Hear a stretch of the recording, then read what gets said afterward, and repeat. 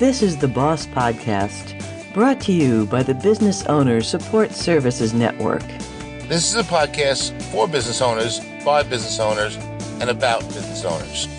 Each episode will interview someone with insight to specific aspects of running a successful business. So when you need to grow your business, take it to the boss. Hi, everyone. I'm Meryl Lochner, founder and podcast producer with Smith Douglas Associates. Hi, this is Christopher Lips from the Boss Network. Today, we're talking with Greg Barber of EcoFriendly Printer. And as a marketing person, I've worked with printers for a very long time. What made you decide to become a printer? Well, I started out as a paper salesman, and for many years, I was selling paper to different printers. And one day, I said to one of the printers, hey, I can sell some printing for you. And the printer said, well, if you do, I'll pay you a commission. I said, okay. So I brought him in, a $10,000 job. He says, whoa, I'd like to do this more often. So I became a printer right then and there because I felt I could make more money selling printing than paper. Excellent. And what made you decide to move from traditional printing to environmental printing? Well, in 1990, 20th anniversary of Earth Day, I happened to be driving my car between Manhasset and Port Washington on Long Island. And I saw 100 middle school kids celebrating Earth Day. And it really struck me. And I stopped the car and I watched them and I go, I want to join their enthusiasm because they wanted to save the climate. They wanted to save the earth. And I decided I wanted to do whatever I could to help their enthusiasm. Greg, what exactly is an environmental printer? Environmental printer is a printer that uses recycled paper, uses non-toxic processes like either ink or toner. Usually, in my case, I use 100% recycled paper that's 100% post-consumer. The mills I buy from make their paper using wind energy, so they're sustainable to making paper. And I'm FSC certified, which is Forest Stewardship Council. So I use the right paper, I use the right ink, I use the right toner, and I make sure that people don't waste their paper when they're putting their jobs together. Very cool, because I was looking at your website and you did have a bunch of acronyms there, and I'm assuming PCW recycled is post-consumer waste? That's correct. So post-consumer waste is that acronym. PCF would be processed chlorine-free. Oh, interesting. Do people complain that the recycled paper isn't as white as, say, the chlorined paper? That's a great question, because when you bleach paper, before I got involved with being an environmental printer, they always use chlorine to bleach paper to make it white. But in our case, with 100% post-consumer waste paper that is processed chlorine-free, the bleaching is done with oxygen or hydrogen peroxide, and the paper can be as bright white as chlorine. Oh, excellent. Because I remember when they first started using recycled paper, that was the big complaint, that it just kind of looked dingy and it wasn't as white as crisp as the non-environmental paper. Some of the original calls were, I want paper to look brown or natural, gray, so I had all those colors. But when they started saying I wanted white, I could offer that as well. Another phrase I saw on your website, tree-free paper? Right, tree-free paper. Paper that doesn't use trees is tree-free paper. Usually plants, it could be hemp, in the old days, 𝐂𝐹, straw, denim cotton, like denim blue jeans, sugarcane, seed paper. So paper that's made from usually plants is tree-free paper. A lot of people don't want to destroy our trees. Actually, I just wanted to ask a second question on that. Is there any downfall to using tree-free paper, or is it pretty much the same as regular tree paper? No, that's a good question. The quality is the same in tree-free paper as it is in wood fiber paper or post-consumer paper. The quality is the same. The problem with tree-free paper is it's more expensive. It's not made in the volumes that regular paper or post-consumer paper is made. So tree-free paper, the hard part for me is the price. It's more expensive. Greg, what's the Forest Stewardship Council? Okay, Forest Stewardship Council is a organization that makes sure that the paper mills are not destroying their forests after, taking down the trees. The paper that I get from those mills is certified to be FSC. All of the paper that I print on is FSC certified. Does that mean the paper mills or whatnot, they're replanting after cutting down trees, or? Exactly right. In other words, that's what they do. They want to make sure that they replant the land that they got the trees from, and that they can do it again and again and again. So that organization makes sure the mills are not destroying the land. Excellent. Did you also mention seed paper before? I'm kind of getting this image of a piece of paper with little specks in it. What is seed paper? Seed paper is usually post-consumer waste paper, 100% post-consumer waste paper, and they embed seeds, wildflower seeds, into the paper when they're making it. So you can actually see the seeds in the paper that I print on. One of the best projects I ever did was I got a call from the National Football League when they opened up the Meadowlands in New Jersey for Monday Night Football for either the Giants or the Jets. And they wanted to promote Monday Night Football, and they wanted to use seed paper. And so they wanted me to print 500 postcards, 5x7, and send it to the owners and other people within the organization of the different football teams, and to promote that, okay, you can read it. Our meeting is in Florida, in Orlando, at such and such date. And after you read this, plant this in your garden, and it'll grow wildflowers. Oh, that is so cool. So that was my first seed paper order. I have seen that before. I've seen them in greeting cards. It's the happy birthday, plant a tree, or happy birthday, plant some flowers. The seed paper is maybe 10 times more money than regular tree-free paper. So the way I sell it to most people is do a little star or a little something like a 2-inch circle, and I can stick that onto a regular cover stock. The client would peel that little piece off and plant that, because by the square inch, if they take a little teeny piece and do that, they save themselves a fortune. They still get the benefit of promoting seed paper. Now, you're based on Long Island, aren't you? Yes, I am. Do you only deal with Long Island clients? No, actually, the wildest thing is during this pandemic is that I'm really surprised. I'm getting orders from all over the United States. I'm doing a brochure in Texas. I got a mailing job from a company in Seattle. I got another order, a brochure I'm doing for somebody in Ohio. I guess you'd say I'm nationwide. And one thing, the Seattle account was the one that surprised me the most, because I said, I can't be competitive. I got to ship 350 brochures across the country to Seattle. And the client said, wait a minute, I'm going to mail them to 350 people. I said, well, if you're going to do that and it's going through the post office, it doesn't matter. I use my post office here in New York, New Jersey area versus Seattle. It's the same price. So I ended up with the order because I did all of the fulfillment and mailing, put it into envelopes, and bring it to the post office. So I get orders from all over the country. Greg, do you do both digital and offset printing? Yeah, actually, there's the digital. I usually say to clients, if whatever I can print on 500 sheets of 13 by 19 inches, 4 colors, 2 sides, whatever I can print up to that quantity, it's a digital job. Digital printing is way cheaper on small quantities. That's why people use digital printing. When I hit 500, I start looking to see, well, let's see, is it digital cheaper or is offset printing cheaper? Because the startup costs for offset printing do not get amortized until about the 500th sheet. So once I've done 500, then each sheet after that is a lot cheaper offset. So I basically offer both digital and offset printing depending on the quantity. Now, with recycled paper, can you get the same kind of textures as standard paper, like the high gloss and the...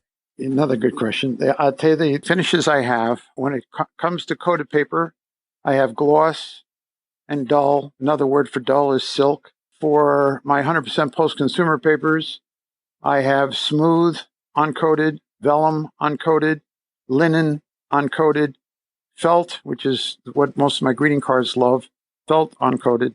I just have a mill. The Monadnock mill has come out with a dull-coated 100% post-consumer cover stock and also text paper. So it's the first 100% post-consumer coated paper that I've ever been able to get. And I'm starting to stock it in 15 and 16 point for, there's a lot of people who want books from me. I do books.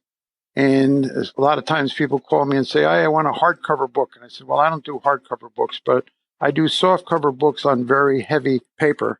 And this 16-point recycled dull-coated cover is so sturdy that I have gotten orders for switching people from hardcover books to softcover books because I'm saving them a fortune, but also I'm giving them the sturdiness and the quality they're looking for. Can we get samples of these? Can I take a look and feel for these things before we actually place an order? I would send them to the client. The client just gives me their address, and I send out swatch books. I send out paper samples.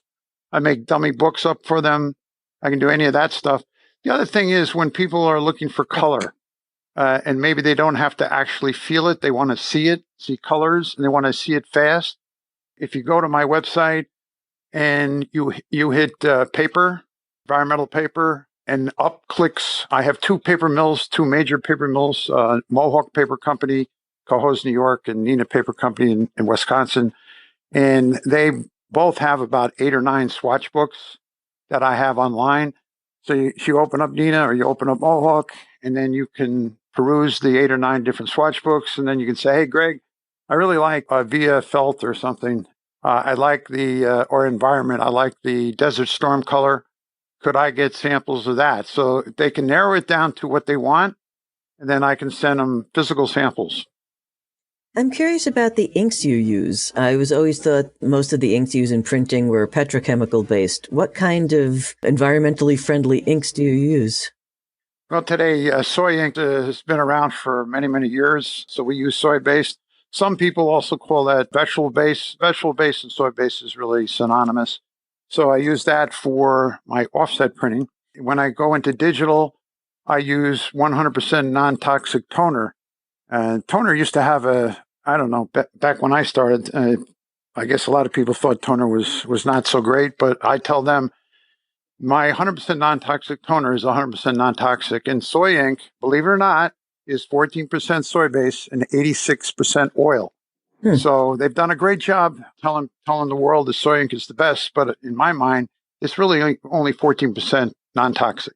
But there's nothing better for offset printing, and you can't use 100% non-toxic toner in an offset press. So you can't go at 100%. We still haven't quite reached 100% vegetable-based ink yet. No, they haven't. I think at one point, seems like about 10, 15 years ago, I was hearing that Superior Ink Company, which is probably the largest ink manufacturer in the United States, I think still, and they were telling me that they might be able to get to 25% non-toxic soy ink that's 25% non-toxic. I haven't heard that they've done that. And actually, now that I'm talking to you, I might call Superior Ink and see where they're at, but no higher than 25%. Is there a limitation as far as the colors, or is that can you get the same variety that you would in non-eco-friendly ink? Chris, what happens is I can buy inks to match any Pantone color. A lot of designers say I want Pantone 287 or whatever it is.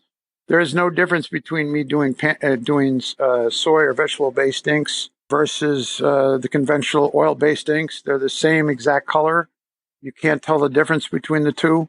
We do not have any problem with those inks. Now, the other thing that's really good in digital printing, where you're not printing, solid colors. Let's say you want a solid color, and you got to make that solid color out of CMYK. We're able to match most Pantone colors running digitally. It's incredible. I mean, in the last 5 years, I'd say maybe 85 to 90% of the Pantone colors we can match doing digital. So that saves people a lot of money. I think the only problem we have in running CMYK or even running offset is to stay away from metallic inks. And the reason, it's not that I can't do it, but you can't really do that in digital. But those inks are not environmental. They have too many metals in those inks. So I always say stay away from the metallics. What are some of your best-selling items for your clients? Well, I think the best-selling item, especially in today's world, is greeting cards. People can't go out and see clients that much. For some odd reason, my biggest account It just sold, I guess this year has sold over 400,000 greeting cards through Amazon. So it was amazing because I thought that my business was going to be in real serious trouble, say February, March, when the pandemic hit, the virus hit. The greeting card business from two of my major clients went up about 300%. So that's a huge part of my business at this point. Brochures, flyers, letterheads, envelopes, posters, banners. Those items are also right up there. Business cards is a big item with me. Books and pamphlets. So it's almost anything you would print, I can do. I'm thinking of ordering some new business cards. Do I get a better price for getting business cards for all my employees at the same time? What's the best cost-effective way for me to order business cards? I wish all my clients would ask that question because what happens is I put my business cards on a 13 by 19 sheet of paper. Business cards, I can get maybe 20 business cards up on a sheet of paper. So if somebody came to me and said, I've got 10 salespeople, I want to do business cards, and I run them 2 up, so that's 20 positions on my sheet of paper, that'll save clients a fortune because I probably could save clients 50% or more when they give me multiple business card runs. Would something like that work with postcards? It would do for postcards. The same thing, same concept for postcards. A 4 by 6 inch postcard, I can get 8 cards up on that sheet of 13 by 19. So I like it when people say, I want 4 or 6 different or 8 different postcards on a run. And in the same concept as the business cards, I save them a lot of money. You do everything from business cards through books and banners. You know, we touch base again with banners. I have a cotton texture fabric banner that you can use outdoors, and even if it rains or snows or whatever, it's the banner is okay, and that eliminates plastic.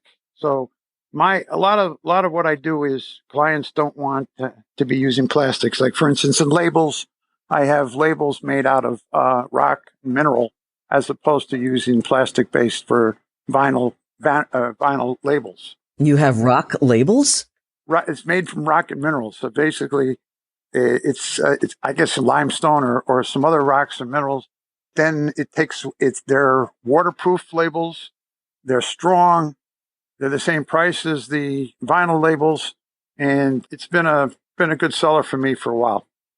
You mentioned packaging before, so you not only do just regular letterhead and paper, you also do boxes and packaging. Yeah, actually, I just did an order for about $15,000 worth of boxes. Client wanted 4-color printing on 4 different size boxes. Their main product was candles, a couple other things, and so I printed on an FSC certified 24-point stock for their boxes. I mean, I can go thicker than that, but the product that they put into the boxes wasn't that heavy. 24-point was perfect, saved them a lot of money. And I have a press that can print up to 24-point digitally, believe it or not, almost like a laser print. And the client was very happy. It came out great. Matter of fact, I'm putting it up on my website soon. Fantastic.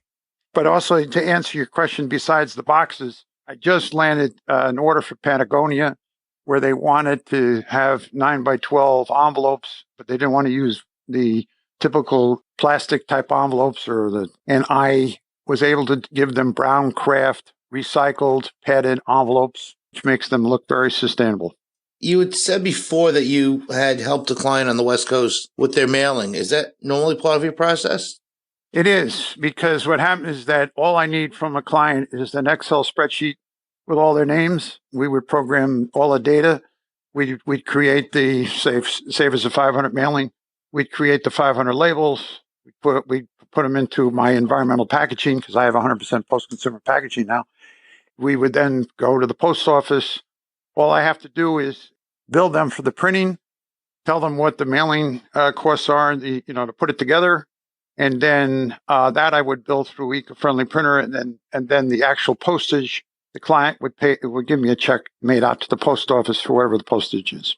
Greg, how exactly does a client get the information to you? How do you want the files sent to you? Okay, so what happens is I have them go to my website, ecofriendlyprinter.com. Up in the top part of my website, there's a thing called printing. They would click that. Then it opens up, and then there's a button that says send a file, and there's another button that says order. If all I wanted to do is look at the file, I haven't got the order yet, they hit the send a file button. It opens up, and there's an attachment, and they can drag their files from their computer on into this little box on my computer through this system, and the files come to me instantaneously. And the good thing about it is that I can get huge files through my system. A lot of times people try to email me files and they bounce because they're too big. Going through my website, I don't have that problem. Does it matter what format the files are in? It does. What I like is high-res PDFs. There's a lot of times people send me JPEGs and other kind of files, and files that are in 72 DPI, not 300 DPI. A lot of them think that the files that they use to make websites is as good for doing printing, but that's not the case. We need high-res PDFs to print. Low-res PDFs, we'll send out a lot of times PDF files for them to okay, but we need a high-res PDF. I also say once in a while, send me the high-res PDF, but also send me your native files. That's InDesign or Adobe Illustrator, because if there is some minor correction that needs to be done, as long as I have their native file, I can make the correction for them without them having to go back to the designer to get me that stuff. So I occasionally want both. But the high-res PDF is usually, I guess, 90% of the time, okay. That makes it very convenient for the client. And once you've done a press run, do you send people press proofs? Like, let's say somebody wanted to do a 96-page bliss cover brochure. I could run the pages off. I could loosely put them together, not perfect bound and this, and just so they can see the quality of the printing. So press proof might be $100. If I had to turn around and actually bind it, then you're running maybe $200. So most people don't want to do that. So I can send printed samples. Sometimes people, let's say if they give me a 96-page, sometimes they say I just want to see 4 or 5 pages, or so I can just run one spread for them. And they go, yeah, that quality is good. I'll okay the job from a PDF. So I would send a high-res PDF. I mean, probably low-res, but I'd send them a PDF. They okay the brochure that way. They okay the printing quality by the amount of pages I send them through to them, printed on the actual paper that they want me to print on, and marry those two together. And that's what a lot of people do. Greg, your product sounds not only ecological, but also very cost-effective. Do you have any other recommendations on saving money? Yeah, actually, sometimes people say to me, I want to do a brochure, say 7 by 10 inch brochure. And I say to them, paper coming from the paper mills are almost in increments of 8.5, 11. So 8.5, 11, 11, 17, 23, 35, 5.5, 8.5. If you 7 by 10, I'm going to have to throw away a lot of waste, because an 8.5, 11 sheet is the same price to the client as a 7 by 10 sheet. You would just throwing away a lot of paper. So I don't like to see waste, and nor do my clients that are environmentally inclined. So I recommend go to more standard sizes when we print. Other way I save money is just think of back to my 13 by 19 sheet of paper for postcards or greeting cards. But let's say postcards. I get clients that say, I want a 5 by 7 postcard. And I go, well, on a 5 by 7 postcard, I can only get 4 up on my 13 by 19 size sheet. But if you switch to 4 by 6 or 4.5 by 6.25, which is like an A6 size, if you switch to that, I'll get 8 out. So guess what? You can get twice as many postcards if you just switch to a slightly smaller size. I would say 9 out of 10 they do that. What type of payments do you accept? I take credit cards, and I take bank transfer, and I take checks.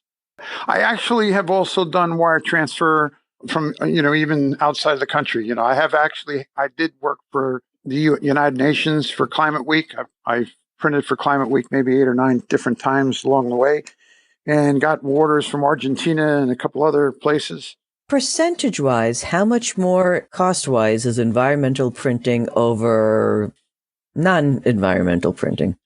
That's another great question, Meryl. I would say that my prices are almost the same as if it was non-environmental printing. The reason is that I've been doing this for almost 30 years, that I buy 100% post-consumer paper in bulk. And I don't penalize the client who turns around and needs a half a carton. I'm buying maybe 5,000 pounds of different sizes and weights of papers, which means I'm buying the paper for maybe 30% cheaper than if they went to another printer who's not as environmental as me and said, hey, I want 5,000 brochures. They might be only buying 3 or 4 cartons, and I'm getting the price of 5,000 pounds. So I save a lot of money for people doing that. So I would say my prices on environmental printing are comparable, if not, in some cases, less. As a marketing person, I would look to you because you're about the same price as non-environmental printing. You're good for the environment. You're cost effective and, better karma. I think you're right. Greg, what's the best way to reach you? Best way to reach me is either call my cell phone, which is 973-224-1132. That also would be how you text me. That's probably the fastest way because I'm a bit of a workaholic and I react to text or phone calls 24/7. So 7 days a week, I see the texts coming in. And I could also say that about emails. Greg, G-R-E-G, at EcoFriendlyPrinter.com. I see that too. So what's your website? Is EcoFriendlyPrinter.com. EcoFriendlyPrinter.com. Any other questions, Chris? No. On behalf of me and my family, who are all environmentally conscious, I applaud you for what you do, and it was great talking to you, Greg. Well, thank you very much. I enjoyed it. Thank you so much for your time, Greg. Have a fantastic week. Okay, you too. Bye now. Thank you for listening. The Boss Podcast was brought to you by the Business Owner Support Services Network and produced by Smith Douglas Associates. To learn more about us, visit our website at longislandbossnetwork.com.